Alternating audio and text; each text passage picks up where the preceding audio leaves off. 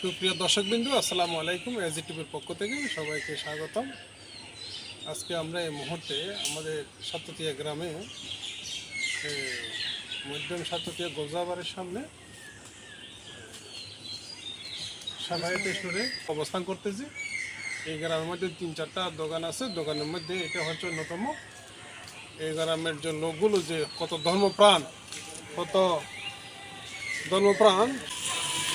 একটু উদাহরণ দিয়ে বুঝতে পারি। এই দোকানে, তোমার নাম কি?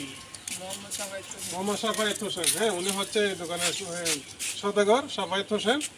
আর কাছে আসেন।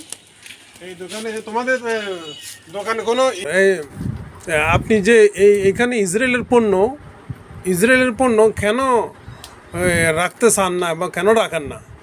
এমনি ইসরায়েলের পণ্য জিনিস এখানে তেমন এলাকার মানুষ কিনে না, ব্যবহার করে না, মানে খেতে চায় না, এই জন্য রাখা হয় না। ও আচ্ছা আচ্ছা। এই এলাকার কোনো দোকানে পাওয়া যাবে না, আশেপাশে কোনো দোকানে পাওয়া যাবে না। খুব সচেতন না এলাকার লোকগুলো, সচেতন, খুব ধর্মপ্রাণ না। ধন্যবাদ। ইহুদি পণ্য কোনো বিক্রি হয় না, এবং এখানে ধর্মপ্রাণ মুসলমান, ওরা খুব খাঁটি মুসলমান। এখানে কোনো ইহুদি পণ্য বিক্রি হয় না। আপনি দেখতে পারেন এখানে যে কোনো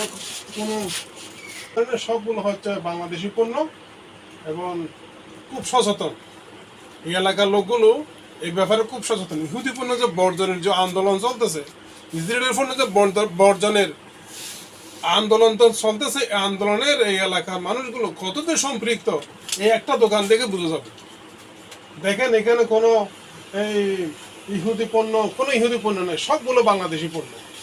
আলহামদুলিল্লাহ, এরকম এলাকা, এরকম গ্রাম যদি আমাদের আশেপাশে সারা বাংলাদেশে যদি এরকম গ্রামের মতো যদি মানুষ ধর্মপ্রাণ হয়, এবং ইহুদিদের বিরুদ্ধে, ইসরায়েলের বিরুদ্ধে যদি এরকম অভিযান করে, আন্দোলন করে, আশা করি বাংলাদেশ অদূর ভবিষ্যতে শান্তিপ্রিয় মানুষের এই জন্মভূমি বাংলাদেশ আরও শান্তি হবে, এবং আরও সমৃদ্ধ হবে, এবং আরও উন্নত হবে।